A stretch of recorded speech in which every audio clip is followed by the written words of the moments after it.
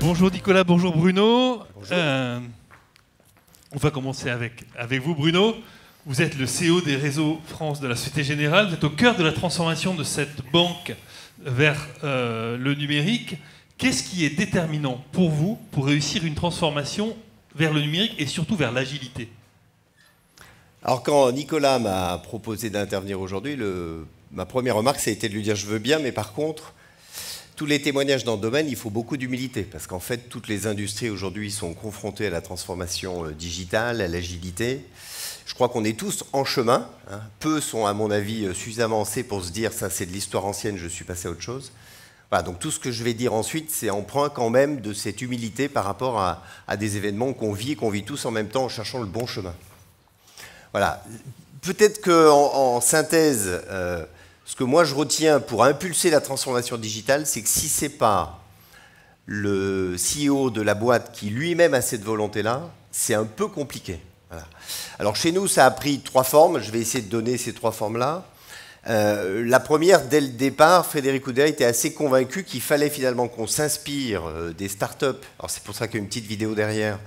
Notamment pour qu'au travers des environnements de travail, la façon d'interagir entre nous, la façon de collaborer soit quelque chose qui soit finalement vécu par chacun dans notre quotidien. Voilà, ça a été sa première impulsion. La deuxième impulsion, c'est qu'il nous a dit il faut s'ouvrir, il faut que vous alliez voir ce qui se passe finalement ailleurs dans le monde. Et donc on a fait ce qu'on appelait nous des Learning Expeditions en partant quand dans la Silicon Valley, quand en Inde, quand en Chine ou à Israël, voilà, pour se rendre compte un peu de ce phénomène-là. Donc il a emmené les membres du CODIR. Et puis plus récemment, son troisième acte, c'est de dire on avait une organisation qui était trop centralisée. Et donc il a poussé sur un nouveau modèle d'organisation dans lequel il a créé finalement des business lines et des service units au service de ces business. Et donc on est passé d'une organisation très pyramidale à une organisation beaucoup plus collégiale avec 27 business units et service units. Merci beaucoup. Nicolas, vous êtes en charge de Digital Technology Consulting chez DXC. Vous accompagnez les clients dans cette transformation-là.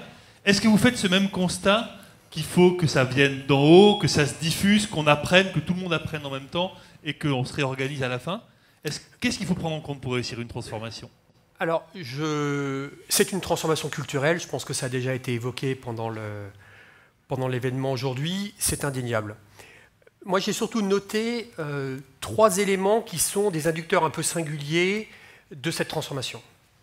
Le premier, c'est l'expérience émotionnelle. En fait, finalement, quand on parle de technologie, on continue à développer, on code, on teste, on corrige. Simplement, on le fait de façon agile. Rien de fondamentalement révolutionnaire. En revanche, il y a une dimension intéressante qu'on intègre maintenant dans la mise en œuvre de ces solutions, c'est ce qu'on appelle l'expérience émotionnelle. Et c'est assez disruptif, parce que par construction, c'est pas rationnel. Et donc, cette dimension-là, elle est vraiment nouvelle, et elle est intégrée dans la réalisation des projets. Deuxième élément, c'est le changement du modèle de responsabilité. Je pense qu'on connaît tous l'organisation, en tout cas telle qu'elle était il y a quelque temps encore dans les DSI, à savoir qu'on a des phases projets et finalement l'organisation est articulée autour des phases des projets de développement. Alors ça a eu beaucoup de mérite, ça a aussi eu des inconvénients. On se renvoie la balle parce que ce n'était pas ma responsabilité, c'est celle de l'autre. Là, on change de paradigme et les squads agiles sont là avec une autonomie totale de bout en bout. Ce qui pose la question de la responsabilité. Et d'ailleurs, on voit bien que les plateformes qui se mettent en place aujourd'hui, c'est un vrai défi que de déléguer cette responsabilité à quelqu'un qui a un rôle de bout en bout. Le troisième point auquel je pense, qui a été également évoqué dans la matinée et auquel je suis assez sensible, c'est l'acceptation de l'échec. On parlait beaucoup d'humilité, c'est un terme qui aussi m'est cher. Je pense qu'on a été éduqué par la culture du autoboss. Vous savez, là, c'est le on time, on budget, on scope. C'était l'indicateur de mesure de la réussite d'un projet. Et la réussite tout court, d'ailleurs. Aujourd'hui, il faut accepter l'échec et l'intégrer dans le cursus, savoir prendre ce type de risque. Et c'est, j'allais dire, presque facilité aussi, parce que quand on a des cycles courts, finalement, c'est plus facile aussi de s'arrêter rapidement quand on commence à constater qu'on va échouer. Alors justement, cette peur de l'échec fait partie des freins souvent évoqués pour se lancer. Comment on embarque les métiers de la banque dans cette transformation et comment, qu'est-ce que vous identifiez comme frein possible ou comme écueil à éviter en quelque sorte? Alors, dans notre cas précis, ce qu'on a fait pour embarquer les métiers, c'est qu'on est parti finalement de quelles étaient, d'un point de vue métier, les orientations stratégiques qui étaient les leurs, d'un point de vue vraiment purement business. Et après, et c'est peut-être une particularité de notre industrie, quoique, nous, finalement, le système d'information, c'est le sous-jacent du business de la banque. Ouais, donc, dès lors que les métiers étaient clairs sur la transformation qu'ils voulaient exécuter, se posait la question de comment ensuite la délivrer dans les systèmes d'information.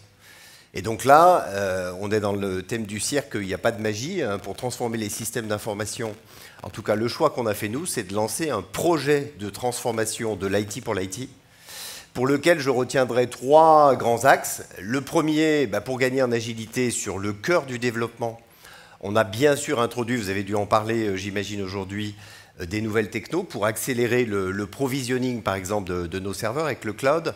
On a bien évidemment APIisé beaucoup. Le système d'information, c'est un système qui est très complexe. Et donc, si vous voulez gagner en agilité, il faut pouvoir appeler vos applications en mode API. Donc ça a été tout le premier stream. On a eu un deuxième stream, Valérie en parlait tout à l'heure, autour des compétences. Parce que bien évidemment, si vous n'avez pas des compétences sur les nouvelles technos, c'est très compliqué d'arriver à faire bouger vos systèmes d'information. Et le troisième stream, c'est qu'on a, je l'ai dit tout à l'heure, beaucoup joué sur la culture. On avait des cultures qui étaient très hiérarchiques, dans lesquelles, Nicolas vient de le dire, la prise de risque, la notion même de prise de risque, je m'engage sur des délais courts, ne faisait pas partie de la maison. On aimait au contraire, dans ce monde d'ingénieurs, avoir tout spécifié en amont. Et donc là, on a aussi poussé cette agilité dans la prise de risque culturelle. Merci beaucoup. Est-ce qu'il y a des écueils particuliers à éviter dans cette transformation vers l'agilité dont on parlait ? Alors, je vais prendre à mon compte un vieil adage que tout le monde connaît bien, c'est il ne faut pas confondre vitesse et précipitation. Je pense que l'agilité, c'est de la vitesse, mais je pense qu'il est également essentiel de bien penser à certains fondamentaux quand on s'engage sur des programmes en mode agile. Et je pense notamment à 2 dimensions, la dimension architecture et la dimension modèle opérationnel. Ce n'est pas parce qu'on est en agile qu'il ne faut pas penser tout de suite à comment je sécurise mon investissement et faire en sorte que la technologie que je vais déployer sera pérenne. Je pense qu'on n'est pas à l'abri, par exemple, d'une bonne surprise et qu'un projet se passe bien et qu'on ait une montée en charge importante. Si on n'a pas pensé à l'architecture, ça ne marche pas. Le deuxième point, il faut bien le caler dans l'écosystème IT si on veut éviter d'avoir ce que j'appelle les couches de sédimentation technologique qu'on retrouve encore au cœur de beaucoup de systèmes d'information de nos clients. Et bien sûr, il faut être en mesure de maintenir ce type de solution. Donc, si je prends un exemple, alors petit éclairage sur le RPA, le Robotics Process Automation, qui a été largement évoqué. En fait, on s'imaginait que c'est génial, les robots, on va pouvoir les faire fonctionner 24/7, ils vont aller 10 fois plus vite. Puis finalement, on s'est rendu compte que non, ça ne marche pas comme ça. Parce qu'elles simulent un fonctionnement humain, et les applications ne sont pas disponibles en 24/7. Ou encore, les machines ne sont pas taillées pour aller à la vitesse d'un robot. D'où la réflexion architecturale à mener. Deuxième point auquel je pense, c'est les règles métiers qu'on met dans ces nouvelles technologies de robotique. Quelle est la part de responsabilité de l'utilisateur si on délègue l'activité à un robot? Et le troisième point, c'est ces cycles de maintenance. On le voit maintenant avec la robotique, puisqu'on arrive à un certain niveau de maturité. Il y a une forme un peu de désenchantement, parce qu'effectivement, ces robots, il faut les maintenir, et c'est lourd, et ce n'était pas forcément anticipé au départ. On voyait les économies, mais on ne voit pas la lourdeur de gestion de ces robots. Je voudrais terminer par ce que je pense être un paradoxe dans la gestion de ces nouvelles technologies. C'est il faudrait presque être amené à penser que les technologies qu'on met en œuvre ne sont pas pérennes. Pourquoi? Parce qu'on n'est pas à l'abri de la nécessité, à un moment ou à un autre, de revoir ces technologies-là, de les remplacer par d'autres, et donc il faut être en mesure de le faire. Je terminerai par un exemple aussi, c'est que ça peut être également un inducteur réglementaire. Je pense que Bruno le connaît bien mieux que moi. La BCE, par exemple, impose la réversibilité quand vous mettez du cloud dans la banque, de pouvoir basculer d'Amazon vers un Azure ou vice-versa. C'est une condition nécessaire à la mise en œuvre de technologies. Merci beaucoup.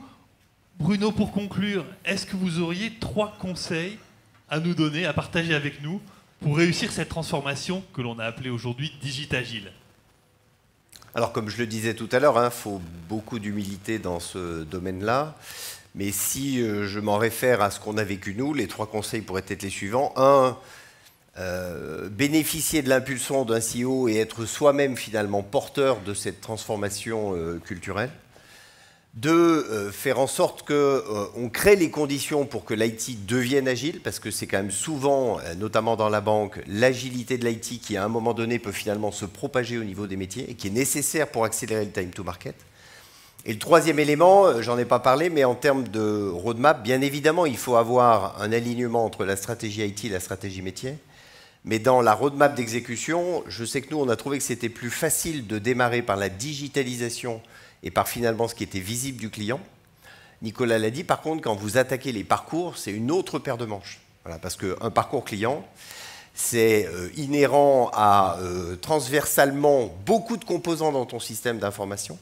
Et donc, pour être capable de digitaliser un parcours, ça nécessite que tu aies déjà un bon niveau d'API sur tes différentes applications. Sinon, tu vas finalement buter sur ce sujet des API. Ça nécessite que tu aies des outils de workflow qui te permettent de piloter en front-to-back. Ça a été dit tout à l'heure lors des interventions précédentes.